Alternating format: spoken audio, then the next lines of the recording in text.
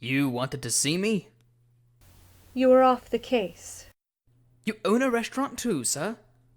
Friend or not, if he's involved in some crime, I can't let him get away with it.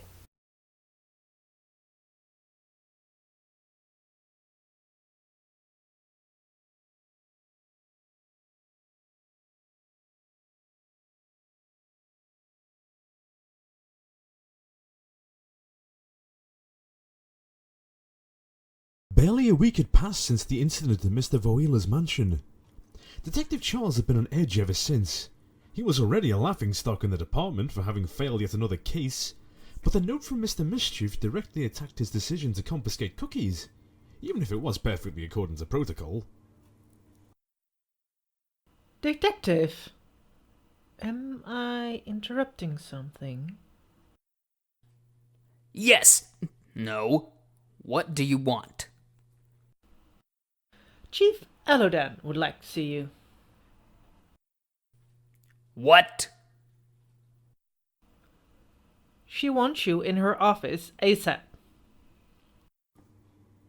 The detective scrambled to his feet and rushed to Chief Elodan's office.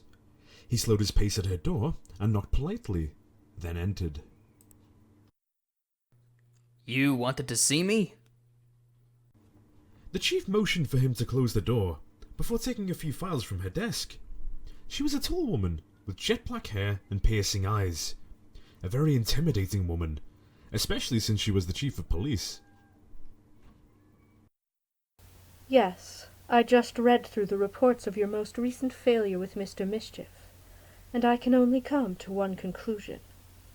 He knows you too well. What are you implying, Chief? You are off the case, or at least you won't be in charge.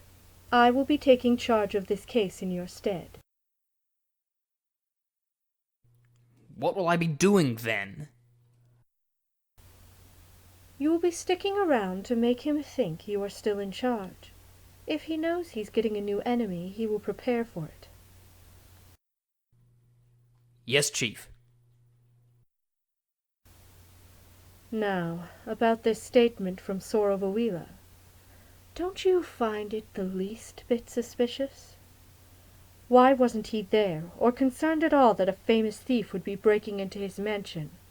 Most businessmen have secrets that they want to hide. You think they're related?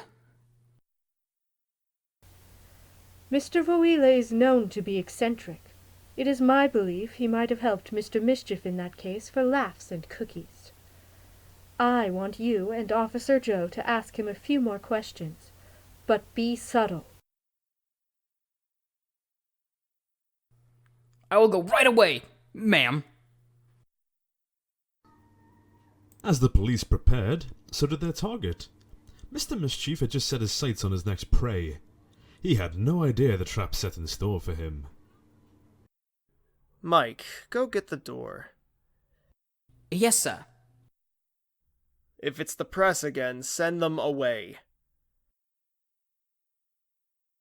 Mr. Voila fixed his bow tie as he waited for Mike to return, deep in thought about his next task. It is Detective Charles. What? Oh, let him in. I already am in. Detective Charles stepped into the room. He was followed by a chubby woman with short blonde hair and an officer's uniform. She was wearing bright orange lipstick, and her right ear was stretched with a hole about the size of a bullet in it. What can I do for you? We need to ask you some more questions about the night of Mr. Mischief's theft. Your statement about cookies won't help us find him. Why? I already have my pen back. Besides, I was gone the whole time. That is the problem. We need to know what you were doing.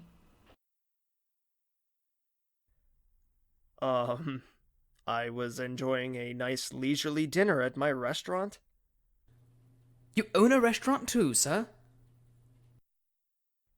Yes. You are my secretary. You should know this. Sorry, sir. Who are you, anyway? Officer Joanna. But call me Joe. I was here for the last Mr. Mischief case. Oh. Can this restaurant provide your alibi? Of course, I was with Edwin the whole time. He is my head chef. Aren't you the head chef? Of course not. I just own the place. I am far too busy to be the head chef of a restaurant, the designer, or anything like that.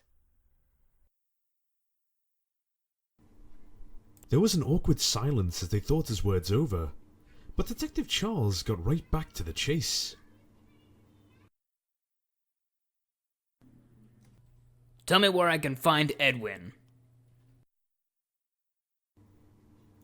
After giving him the address of the restaurant, as well as Edwin's hours, Mr. Voila finally chased the police away.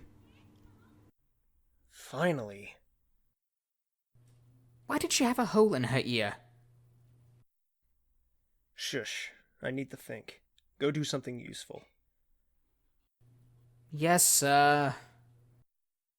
The head chef was far from inviting, and just about chased them out after promising that he would become a criminal himself if any crimes needed to be done. With no leads other than more suspicions, the two went back to headquarters to report.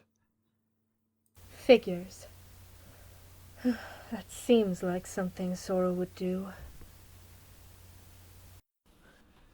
You knew him?